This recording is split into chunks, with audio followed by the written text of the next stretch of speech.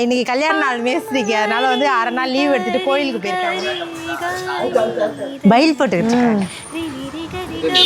சரி நல்லா இருக்கா தெரியலையே, பார்த்து இந்த அளவுக்கு அதுவுமே கொஞ்சம் மொத்தமாக தான் இருக்க மாதிரி இருக்கு. அதை பழக்கி விடுவோம், அங்கேயே அதுங்க குடும்பம் நடத்தட்டும் அப்படின்னு விட்டாச்சு.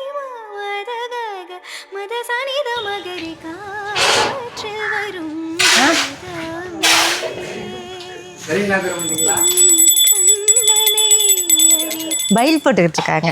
ஹாய் ஃப்ரெண்ட்ஸ், அனைவருக்கும் வணக்கம். என்னது ஃபைலா? ஃபைல் இல்லை, பயில் தானே. இது என்னது? ஏன்னா ஃபைலுன்னாங்க சொல்லாங்க, பயில் தானே சொல்லாங்க. பயில் தான். அது என்னமோ நோண்டுறாங்க, அந்த தூண் போடுறதுக்கு நோண்டிகிட்டு இருக்காங்க. 5 அடிக்கு இது பண்ணோம். அப்போல்லாம் வந்து கூரை வீடுனா 4 பக்கமும் மூங்கி கழியை வச்சு, அந்த நல்ல பெரிய மூங்கி கழியை வச்சு போடுவாங்க, கால் வச்சு. இப்போ வந்து கொஞ்சம் ஸ்ட்ராங்காக இருக்கணும் அப்படின்ட்டு தூண் போட்டு நம்ம கட்டுறோம். எல்லோரும் எப்படி இருக்கீங்க, நல்லா இருக்கீங்களா? ஸ்டார்டிங்கே வந்து அவங்க குழப்பி விட்டுட்டாங்க. கண்டினியூஸாக வந்தால் தான் அது வந்து ஃப்ளோவாக வரும். இப்போ வந்து குழம்பிடுச்சு. சரி, இன்றைக்கி வந்து அப்படி இப்படி இழுத்து இன்றைக்கி வேலைக்கு வந்து ஆள் வந்துட்டாங்க. 4 ஆள் வேலை பார்க்குறாங்க. ஒரு ஆள் வெளில போயிருக்காங்க, வந்துடுவாங்க. இந்த பக்கம் தான் இப்போ நோண்டிக்கிட்டு இருக்காங்க. மொத்தம் 4 காலுங்க. 4 ஆள் இல்லை, நம்மளுக்கு ஃபஸ்ட்டு அடுப்பு போட்டார்ல, அவங்க தான் மேஸ்திரி தான் வந்து கொஞ்சம் அரை நாள் லீவு.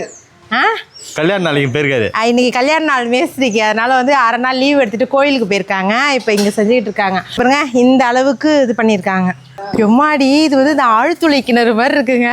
என்னது கேமராவில் தெரிய மாட்டேங்குது. அது போகும், தண்ணி ஊற்றி ஊற்றி இதை நோண்டுவாங்க, ஊற வச்சு அப்படியே நோண்டிடுறது. ஆனால் வந்து அதுக்கு முன்னாடிலாம் வந்து பாறையை வச்சு நோண்டி குழி எடுத்துக்கிட்டு இருப்பாங்க. இப்போ வந்து அது மிஷின் மாதிரி ஒன்று வச்சுருக்காங்களே, அது 4-5 பேர் சுற்றி அப்படியே சுற்றி வரும், அதுலேயே மண் வந்துடுது. இப்போ இது நோண்டுறதுக்கு 1 மணி நேரம் கரெக்டாக இருக்குது. ஆள் வச்சு சும்மா நோண்டிக்கிட்டு இருந்தால் அது இன்னைக்கு ஃபுல்லாக நோண்டிருப்பாங்க. நோண்ட முடியாது, களிப்பு மண்ணாக இருக்குது. இந்த மண் தான் வந்து நம்ம இங்கே வீடு கட்ட போகிறோம் இல்லையா, அதை வந்து நான் சிமெண்ட்டு தர வேணான்னு சொல்லிட்டேன். ஃபுல்லாகவே வந்து நம்ம மண் போட்டு மொழிகிடும். மண் போட்டு மொழிகி அந்த மொசைக்கல் சொல்லுவாங்கள்ல, கல்லுன்னு சொல்லுவாங்க, அதை போட்டு நம்ம தீத்துனா சிமெண்ட்டு தர மாதிரியே இருக்கும். நல்லா வழவழன்னு சூப்பராக இருக்கும். இந்த மாதிரி வெய்ய எப்படி அடிக்குது, அந்த நேரத்தில் இந்த வீட்டுக்குள்ளே போய் அப்படியே கால் நீட்டி படுத்து கிடந்தா அவ்வளோ ஒரு கூலிங்காக ஜில்லுன்னு இருக்கும்.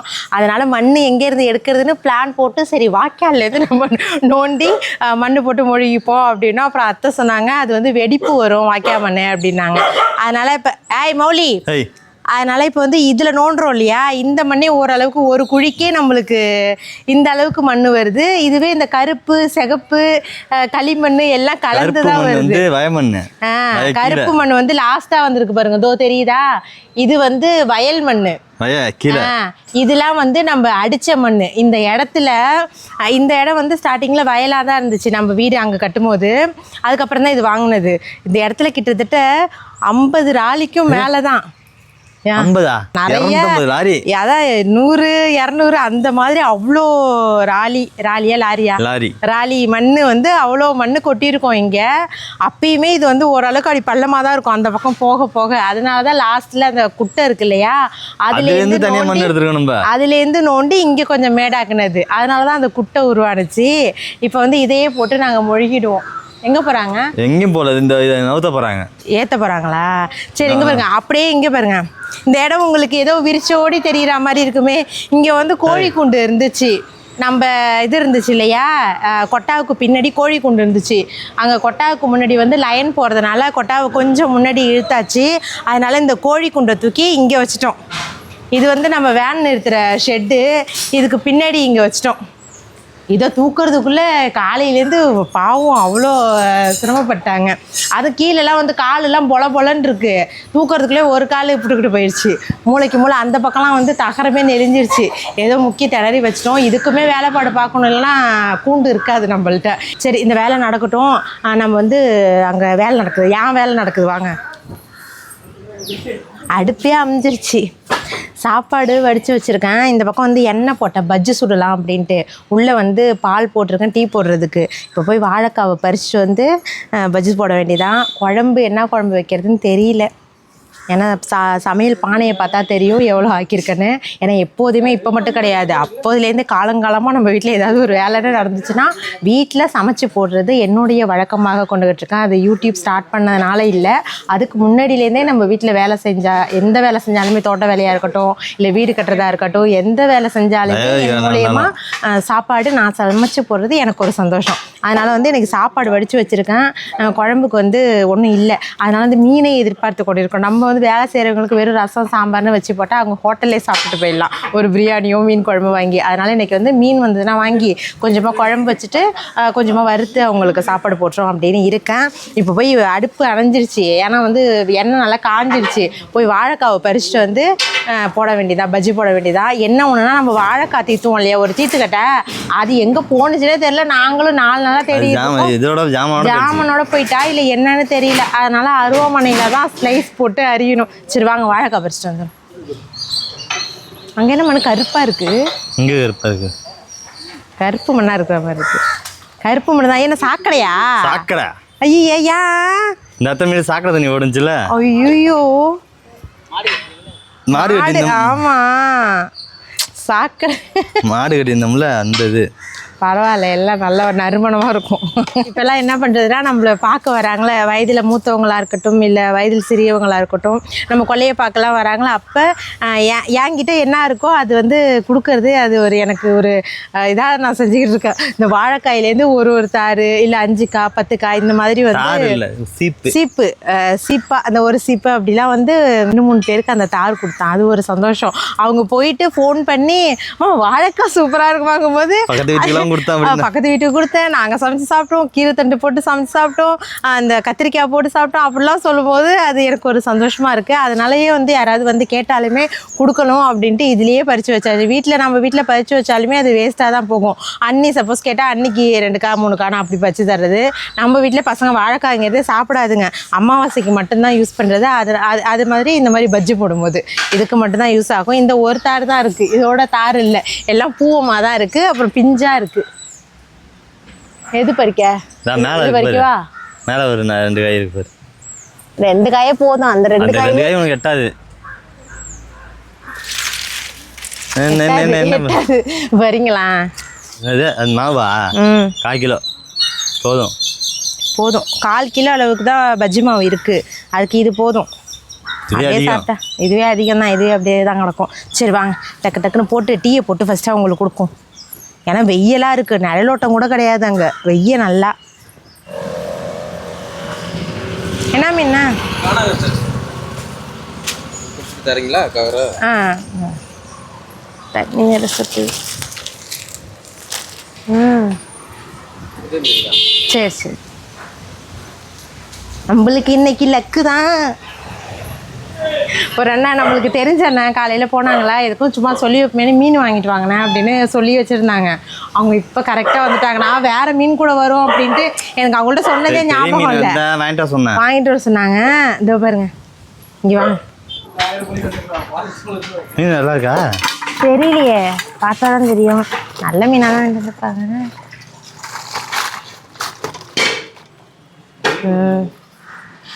நல்லா தான் இருக்கு.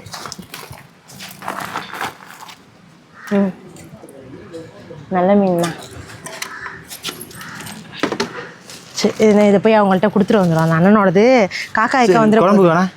குழம்பு கொஞ்சம் வாங்கணும், இது வறுக்க தான் உங்களுக்கு கரெக்டாக இருக்கும். குழம்பு கொஞ்சம் வாங்கிப்போம். ரொம்ப பார்த்து இந்த அளவுக்கு அதுவுமே கொஞ்சம் மொத்தமாக தான் இருக்க மாதிரி இருக்குது, தின்னா அறிய முடியல. இதுதான் நல்லா இருக்கும். ஆனால் இதுதான் கொஞ்சம் வாயில் தட்டுப்படும். அப்படி இல்லை, ஏன்னாக்கா நம்ம சிலத்தை ரொம்ப நைஸாக போயிட்டுனாக்கா 2 போடுவோம்ல, அதான் இது பாரு இங்கே வந்து இது பண்ணுது.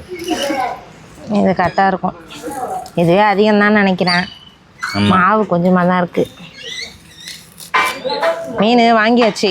அந்த காணாங்குளத்தை மீன் வறுக்கிறதுக்கு வச்சுக்கிட்டோம். சூடா மீன்னா முள்ளு மீனாக இருக்கும், ஆனால் குழம்பு நல்லாயிருக்கும், டேஸ்ட்டாக இருக்கும். அது ஒரு 100 ரூபாய்க்கு வாங்கியிருக்கோம். குழம்பு வைக்க நிறைய தான் கொடுத்தாங்க. அதை போட்டு அப்படியே குழம்பு வச்சிடும், அவ்வளோதான். கையில் எண்ணெய் தடவாமலே வாழைக்காய் எரிஞ்சிட்டேன், பிசுன்னு இருக்கும். சரி இதை போட்டு அப்படியே நம்ம பஜ்ஜி போட்டுரும். அவங்களுக்கு டைம் ஆகிடுச்சு, நான் வேறு பேசிக்கிட்டே வீடியோ எடுத்துக்கிட்டு கிடக்குறேன். 12 ஆயிட்டு.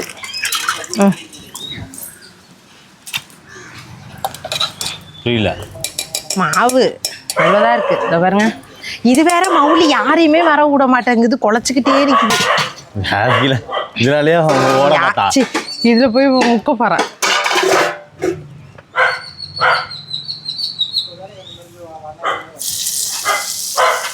அவ்வளோதான், காஃபி தான் போட போகிறேன், டீ கிடையாது.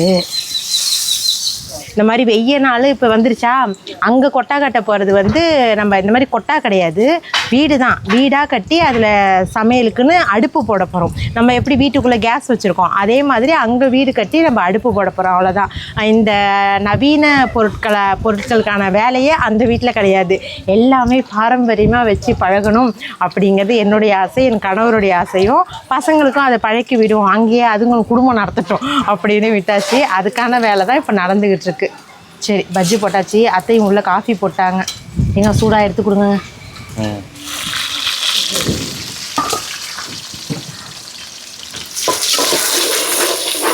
எல்லாத்துக்கும் ஒரே கரண்டி தான். பஜ்ஜி போட்டு அவங்களுக்கு காஃபி போட்டு கொடுத்தாச்சு. மீதி உள்ள பஜ்ஜி இது எனக்கு, என் அத்தைகளுக்கு, என் கணவருக்கு. எனக்குன்னு சொல்லாதீங்க. ஏன்? நீங்கள் வாயால சொல்கிறது தான், எனக்கு தர மாட்டீங்களா? வேணும்னா சாப்பிடுங்க, வேணான்னா போங்க. காஃபி ஓட்டமாக ஊற்றினா குடிப்பேன். தக்காளி எரிஞ்சு வச்சுட்டேன். வெங்காயம், சின்ன வெங்காயமும் பெரிய வெங்காயமும் அவசரத்துக்கு கலந்து போட்டுட்டேன்.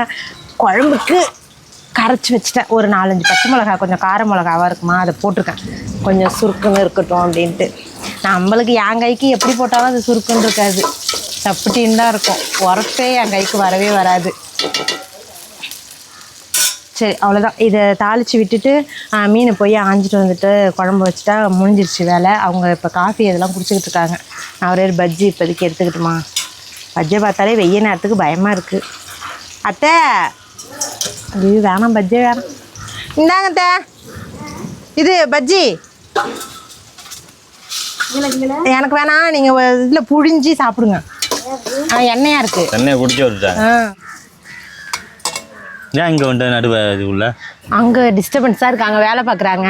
அப்புறம் அங்கே வெயிலாக இருக்குது, இங்கேனா நிழலாக இருக்கும். அதனால் இப்படி வந்துட்டேன். எந்த ட்ரெஸ்ஸை போட்டுக்கிட்டு என்ன வேலை பார்க்குறேன் பாருங்க. நைட்டியை போட்டுருக்கலாம். நைட்டி போட்டிருக்கலாம், அதுக்கு ஒரு துப்பட்டாவை தூக்கி போடணும். அதனால் சுடி போட்டுக்கலான்னு விட்டாச்சு. இந்த ட்ரெஸ்லாம் எப்போ ஸ்டார்டிங்கில் போடுவேன் அடிக்கடி. இப்போ வந்து கொஞ்சம் பல்கானதுனால போடலை. இந்த ஃபீவர் வந்ததுலேருந்து நான் வந்து 3 கிலோ கிட்டத்தட்ட குறைந்துள்ளேன். உங்களுக்கு தெரியுதா என்னன்னு தெரியல, ஆனால் குறைஞ்சிருக்கேன்.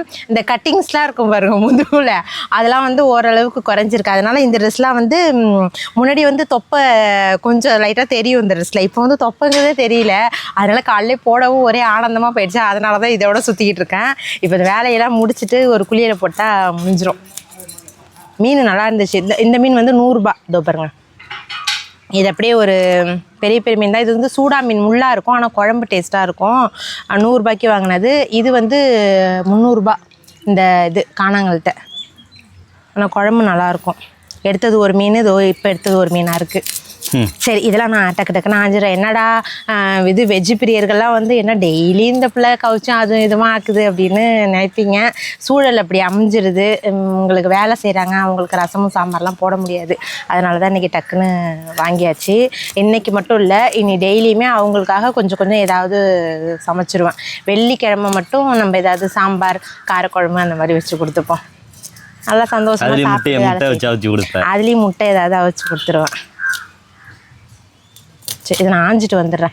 அங்கே குழம்பு தாளித்து விட்டுட்டு இப்போ ஆஞ்சிக்கிட்டு இருக்கேன். அது கொதிக்கிறதுக்கும் நான் ஆஞ்சிட்டு போகிறதுக்கும் கரெக்டாக இருக்கணும். ஃபஸ்ட்டு குழம்பு மீன் ஆஞ்சிட்டேன்னா இதாக இருக்கும். ஃப்ரெஷ்ஷான மீன் இருக்கா? நல்ல ஃப்ரெஷ்ஷான மீன், கலராக இருக்குது. ட்ரெஸ்ஸில் படாமல் நான் ஆயணும், அதுதான்.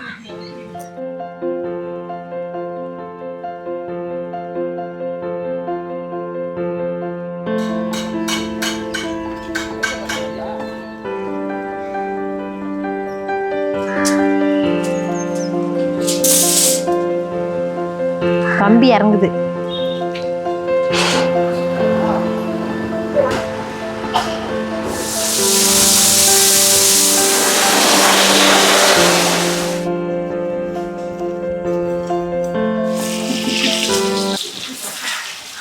மீன் வறுத்துக்கிட்டு இருக்கேன். குழம்பு இந்த பக்கம் வச்சாச்சு. மீன் மசாலா தடவி வறுத்துக்கிட்டு இருக்கேன். இங்கே பாருங்க, ஒரு அதிசயம் என்னவென்றால் நம்ம வீட்டு மண்ணுக்கு வந்து கடலை வந்து நல்லா விளையும் போல இருக்குது. சும்மா ஒரு 2-3 கடலையை அப்படியே விதைச்சி சும்மா போட்டு பார்த்தோம். நல்லா எங்கே பாருங்க உங்களுக்கு தெரியுதா, மொக்கையாக இருக்குது. ஆனால் என்ன ஒன்று போடலாம், மற்ற செடியெலாம் வளர்க்க முடியாது, அதிகமாக எலி தொந்தரவு இருக்கும். ஏற்கனவே எலி இங்கே பிடுங்கிட்டு தெரியுது. நம்ம தக்காளி கண்ணெலாம் அதிகமாக போட்டிருக்கோம், பார்ப்போம்.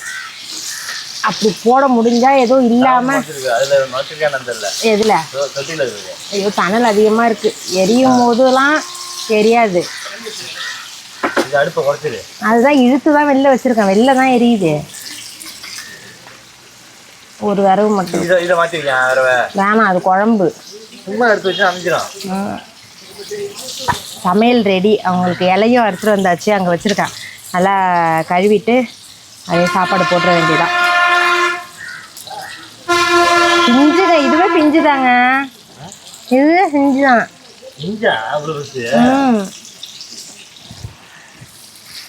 முடியல, 2-3 மணி நேரமாக அந்த கொட்டாயிலே குடும்பம் நடத்திக்கிட்டு இருக்கோம் பாருங்க.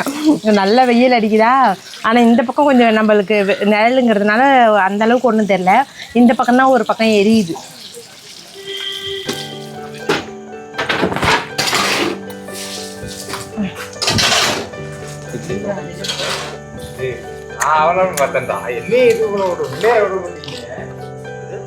முகூர்த்த கால் மாதிரி ஃபர்ஸ்ட் படைப்பாங்களே அதானே இது, அதான் வேப்பலை அதெல்லாம் இருக்குது. அதுலேயே சாம்பிராணியும் ஒரு கப்பு வச்சுருக்கேண்ணே, 2 சைடு அடியே. இது இப்போ அடிக்காத, அவங்க ஏற்றும் போது அடி.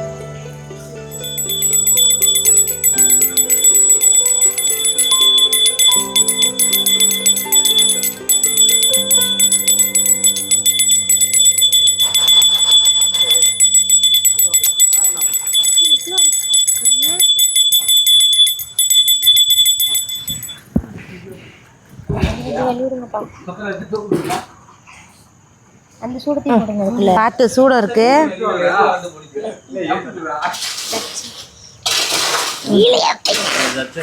எதுல இங்க வைக்கணுமா? அவ்வளோதான். நம்ம வீட்டுக்கு வந்து முகூர்த்த கால் நட்டாச்சு. காலையிலேருந்து இது வரைக்குமே கம்பிலாம் கட்டி இன்னுமே வேலை நடந்துக்கிட்டு தான் இருக்குது. மணி வந்து 8 ஆக போகுது. காங்கிரீட் இப்போ கொட்டி எல்லாத்துலேயுமே அந்த கம்பி போட்டு நிறுத்திடுவாங்க. நாளையிலேருந்து கீழேயும் கம்பி போடுவாங்களா, அதையும் போட்டுட்டு அதுக்கப்புறம் நம்ம சுவர் எழுப்ப வேண்டியது தான். இல்லை பார்க்குறேன் எந்த அளவுக்கு வந்திருக்கு அப்படின்னு.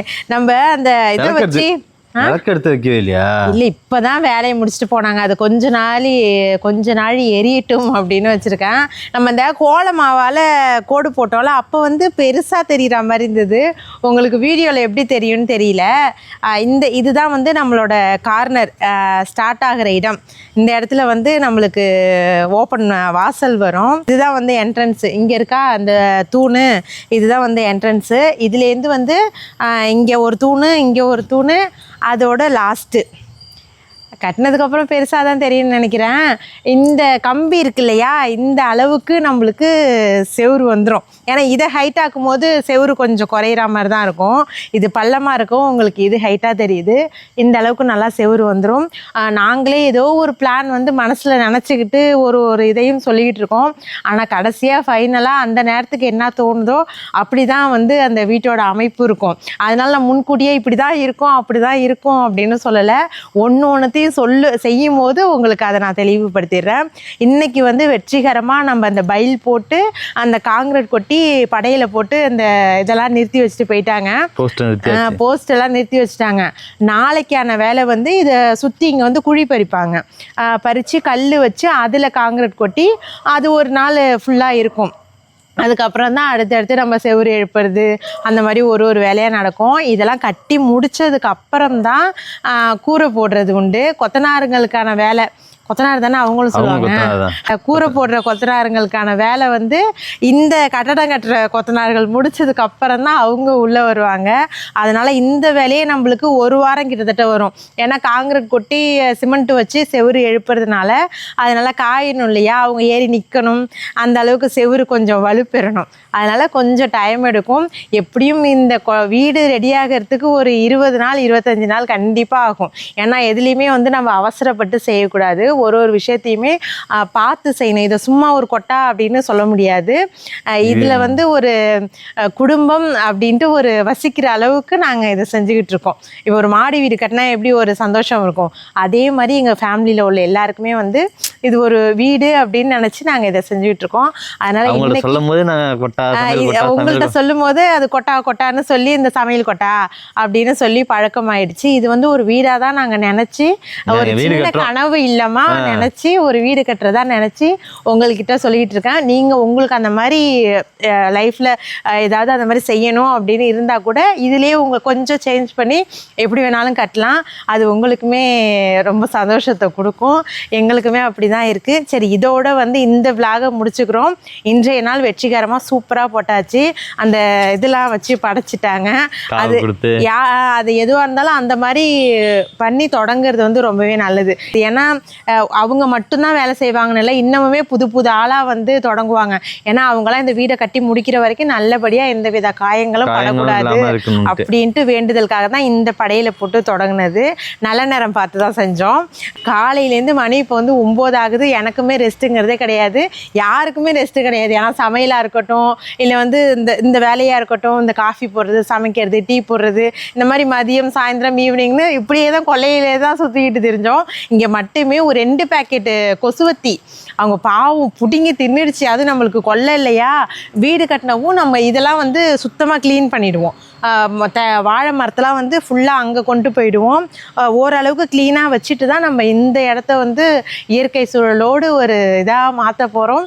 அது வர வீடியோலலாம் உங்களுக்கு வரும். சரி, அடுத்த ஒரு சூப்பரான விலாகில் பார்க்கலாம். டாட்டா.